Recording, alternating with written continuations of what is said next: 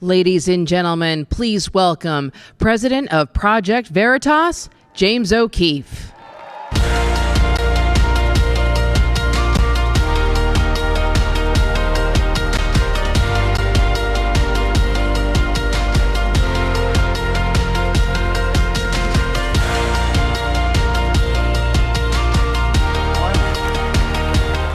Hi. Hello, everyone. Great to be with you.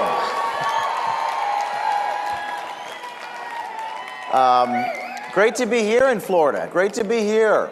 And as you all know, as usual at CPAC, I am going to release a story on the main stage here this morning before all of you. Where do I even begin? We live in crazy times. Thank you. There's the book, American Muckraker. You're holding it up. American Muckraker just released this book, American Muckraker. But I'm here to talk about something very important and something quite serious as I make an announcement here, with all of you in a few minutes.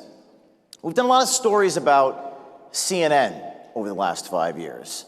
And a very special thing happened this month. Jeff Zucker resigned from CNN.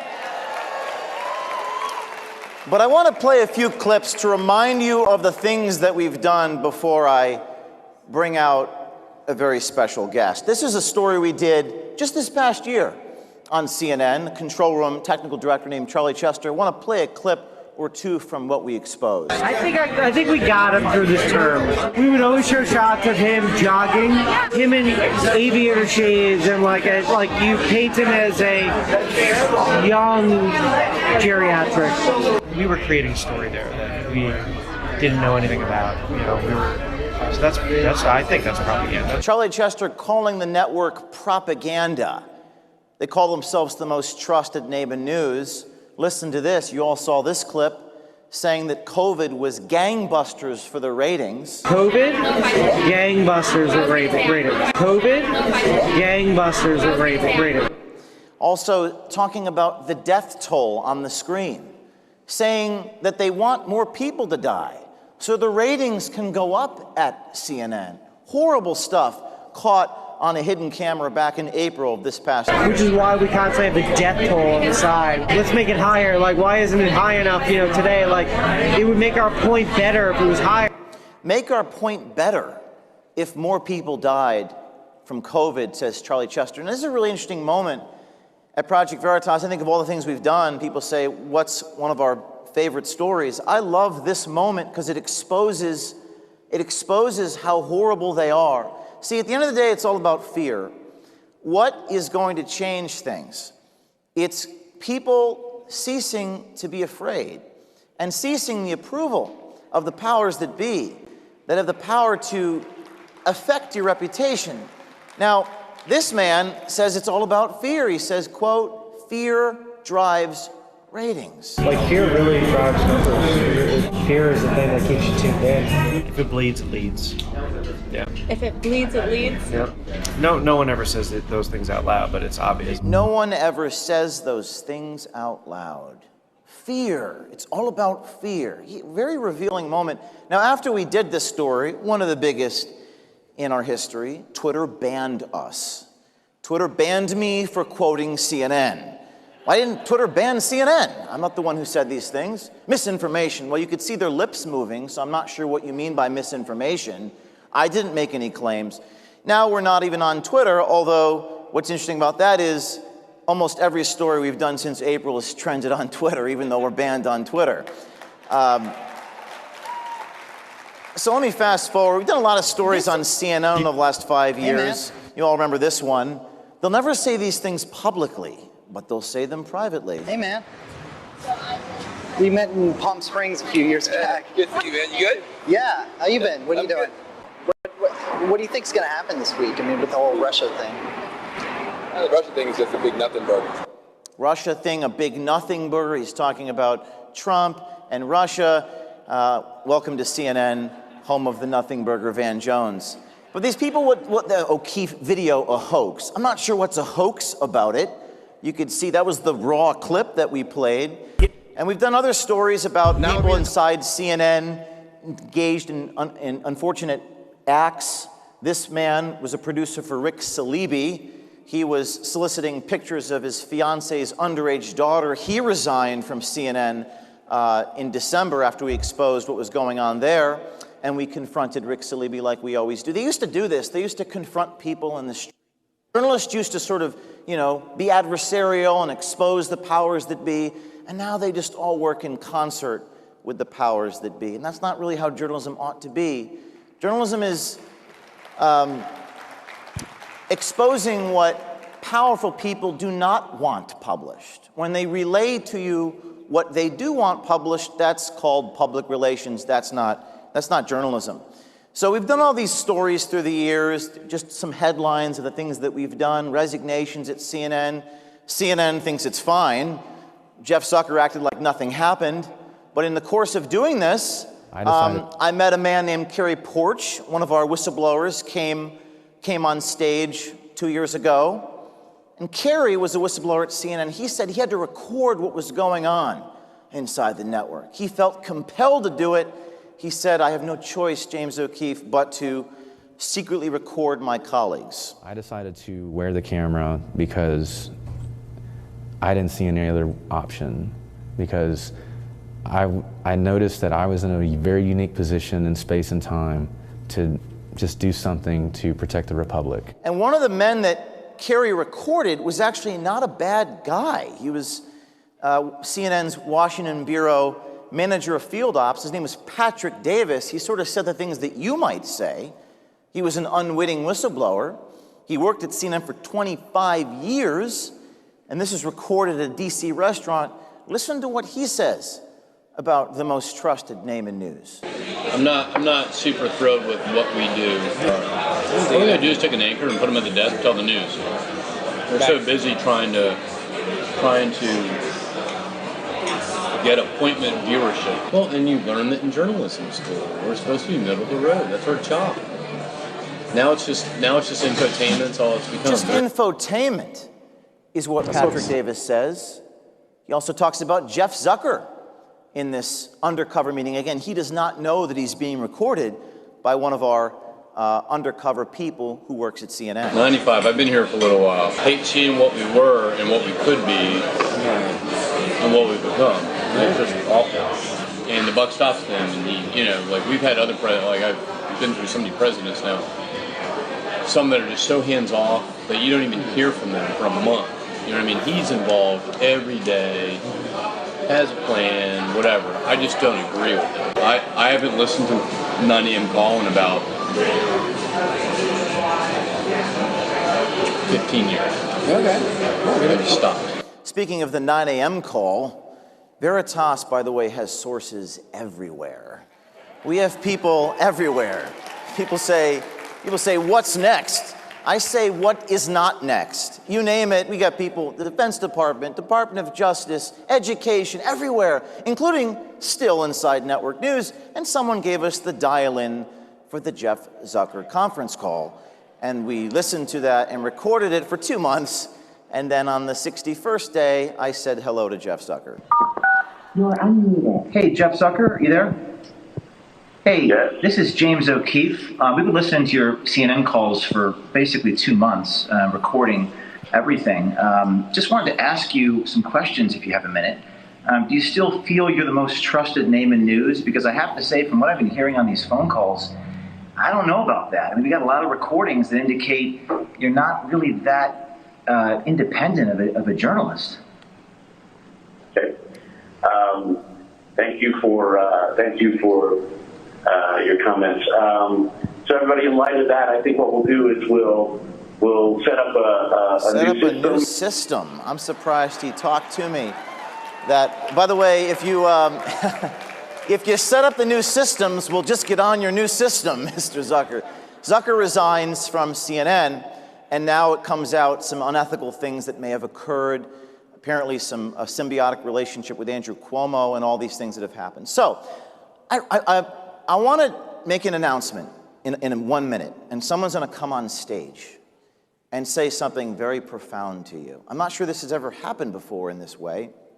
Going back to the case of Patrick Davis, who worked at CNN for 25 years, Cary Poarch, who recorded him, felt guilty about doing so. It was an important story. We did the story, but Patrick Davis is not a bad guy. And in November of this past year, a federal agent showed up to my house, raided my home, and took my phones. And it was a grossly unconstitutional action, maybe even against the law, for the Department of Justice to do that to a journalist who had the audacity to receive a document from a source and try to corroborate it.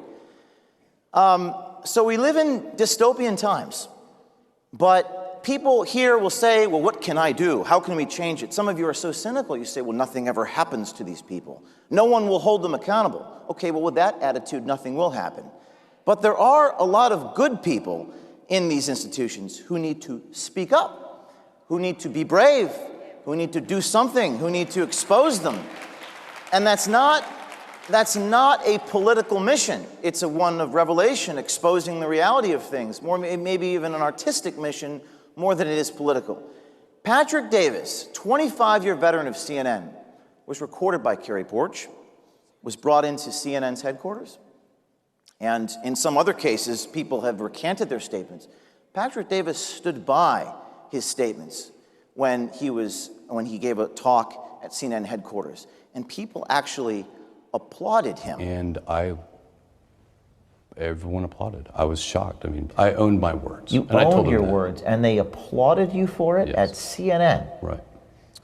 Patrick Davis, I sat down with, and the 25-year veteran, the man who's worked in the Washington, D.C. bureau at CNN, doing stories on Obama, Biden, all throughout the years, has just today, this week, accepted a position as executive producer for Project Veritas. Patrick, come on stage. It's me. He's here today.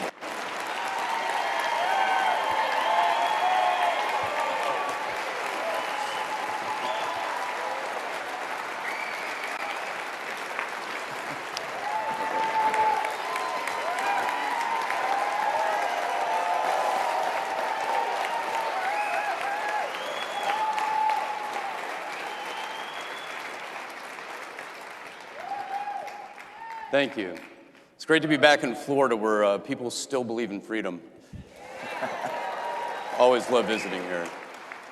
So yes, as James just said, I worked at CNN for a very long time. 25 years, I had a front row seat to history covering politics in the Washington bureau of the largest news gathering organization in the world. And now I'm the executive producer of Project Veritas. Truth is truly stranger than fiction sometimes. Now, I'm sure a lot of people are scratching their heads right now, wondering, how James and me could become friends after they so publicly threw me under the bus 2.5 years ago. But it's actually a funny story. The night before my video was published, it went viral, and Donald Trump Jr. retweeted it, and everyone else retweeted it. James called me seeking comment, as he does with every story he does. And we actually had a really good, heartfelt conversation. I mean, everyone thinks he's the boogeyman and scared of him. And, we actually had a really good conversation about journalism and ethics. But at the end of the day, I said, I'm not going to talk to you. I'm finishing out my contract. What little he didn't know is I was actually getting to retire 2 months later. I was walking away from journalism after 25 years. It was an amazing career. And I really actually did love the majority of my time there. But they kind of stole my Jerry Maguire moment. I was planning on writing this, the whole thesis on, journalism 101 and the importance of the Fourth Estate. And I was going to, grab the cute girl and the goldfish and walk out the door. maybe not the cute girl. But anyway, so as James said, I own my words. I stood up at a big managers meeting. After they've been dropping tapes for a few days, and I stood up and I said, look, I own what I said. I don't apologize for it. I've worked here for 25 years, blood, sweat, and tears. I pulled a George Costanza during the Reagan funeral and actually slept under my desk for about an hour. So anyways, I basically told him, look, at the end of the day, if you publish this, we're done. You know, we can continue to have a conversation or not. But if you publish it, you know, I'd much rather you not. I've been through a lot in my life. I've had a lot of, you know, personal tragedy in my life, and I just really wanted to walk away quietly. And unfortunately, Project Veritas didn't allow that to happen. So anyways, we go our separate ways. And a few months later, you know, he's texting me. He's like, "Hey, did you see I broke into Jeff Zucker's conference call?"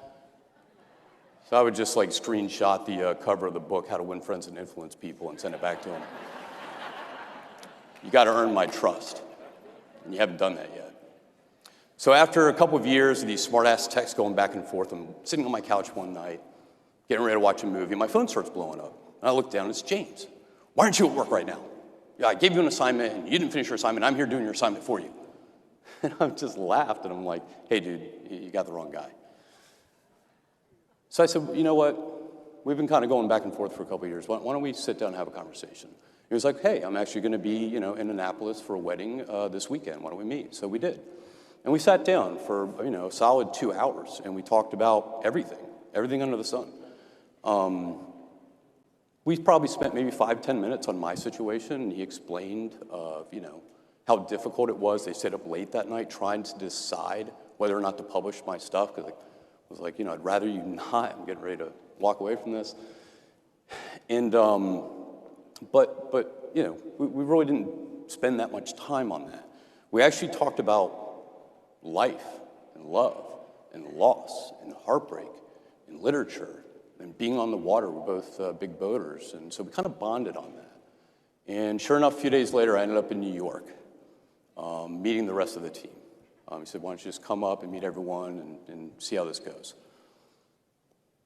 So for anyone who has ever uttered the words, Project Veritas is this nefarious right-wing conspiracy theory group that selectively edits videos, I am here to tell you today that is unequivocally false. I know journalism, and I know good journalism, and the people at Project Veritas are some of the most dedicated, hardworking people I've ever met. They love our country. They love the First Amendment. They love seeking the truth.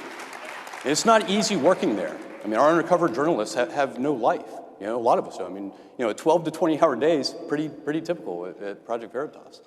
You know, and we've broken some, you know, pretty big stories since we've been there. But what I found is, like, we're all from all walks of life, races, religions, beliefs, right? Life experiences. The beauty of Project Veritas is everyone there, regardless of what your title is, has a seat at the table. Everyone's got a voice. You know, regardless of whether you agree, disagree, you're not afraid to speak up. I had more conversations about ethical journalism in my first week at Project Veritas than I did in probably my last 10 years of my network career. We discuss it daily. If anyone wants to know what Project Veritas is about, just look at our mission statement and our core values. They're published on our website. I invite everyone to go look at them. We live by those standards every day. And yeah, we're going to make mistakes. Everyone makes mistakes. But when we do our best to rectify it as quickly as possible. The other thing about Project Veritas that's great is we like to have fun. And a lot of people don't understand, like, you know, how we can go from dropping a huge story like the DARPA, you know, COVID gain of function story, which was a huge story. I mean, it was a big break in, you know, trying to get to the bottom of the truth of what happened 2 years ago. We dropped that story, and a few days later, we're in Miami having a dance party, right? Because that's how we do it. We love to have fun. We love to do serious journalism, but we don't take ourselves too seriously, and that's a huge difference, and it's very refreshing. Before I walked on stage today, very few people knew that I was going to be here. I was talking to an old childhood friend, and I was like, "Hey, I'm going to work at Project Veritas." He was very happy for me. I mean, he's a fan. But he's like, "Really? You're like, why would you leave the comforts of retirement? Like, you realize they just got raided by the FBI, right?" To which I simply replied, "I'd rather die on my feet than live on my knees."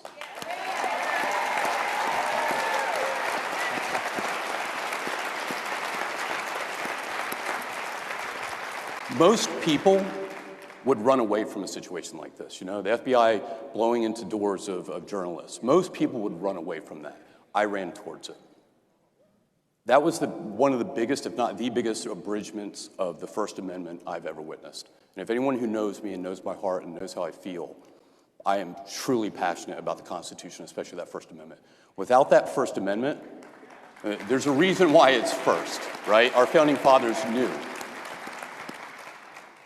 So yes, I told my friend, yeah, this is either crazy or it's genius, or maybe it's a little of both. Now look, being center stage like this isn't easy for me. Now I've lived a very, very private life throughout my career on purpose. You know, I always remain behind the cameras for a reason. I wanted to keep my personal life, my professional life, separate, mainly to protect my family. I've got a young daughter. But for the past 2 years, in retirement, I've been kind of just sitting back and watching this crazy, bizarro, dystopian world that we're living in right now, where people are afraid to go out of their houses. I mean, it's crazy to me. I never stopped living my life.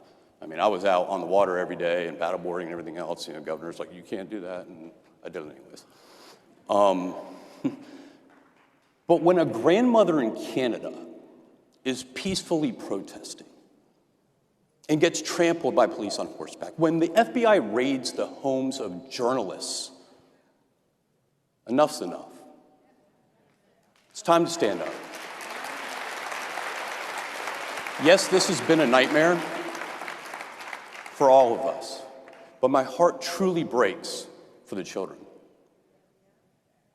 What they've had to endure is insanity.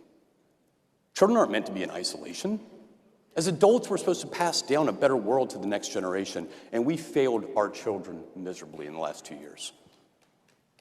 So when people ask me why I'm doing this for my daughter. I'm doing this for her friends. I'm doing it for every kid who's had to suffer wearing a mask all day in school, while the elites of the world, gallivanting around at the Super Bowl, however they feel. The same people who put these bizarre policies in place, it's rules for thee, but not for me, right? We've heard that time and time again. I could easily stand up here and throw a bunch of red meat at this crowd all day long about politics and the media, but I'm not here to spike the football. I'm not here to say, I told you so. Though Jeff Zucker, I told you so.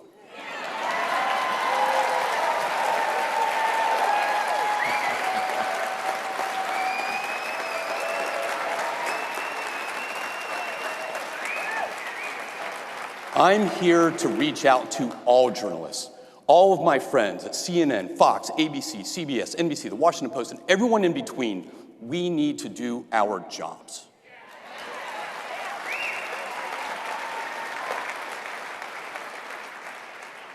There's an appetite for good, credible, middle-of-the-road journalism, where we go out and seek the truth. When we got the DARPA documents, people were like, well, how did you guys get those? We got them because people feel they have nowhere else to go. They don't know who else to turn to, but to turn to Project Veritas.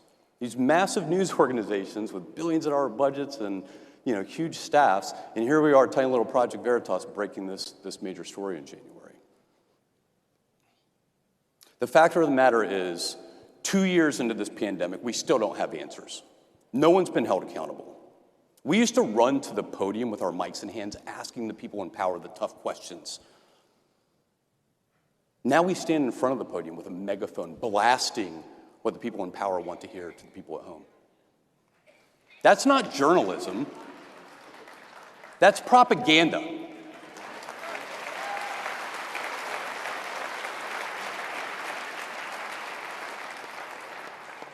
It's time for us to get back to the basics of journalism.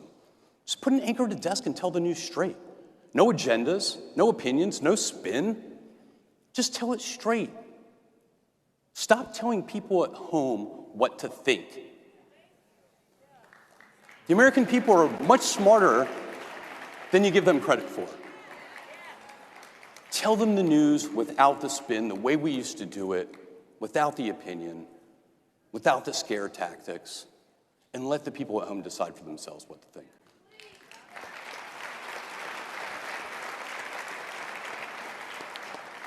Without a credible, unbiased fourth estate, the First Amendment crumbles and our republic fails. We can do better as journalists, the entire lot of us. It's our obligation to do better. Let's seek the truth, research, dig, investigate, find the answers, hold the people in power accountable for their actions and their words. Our country needs that right now, more than ever. The world needs that right now. Be brave. Do something. I did.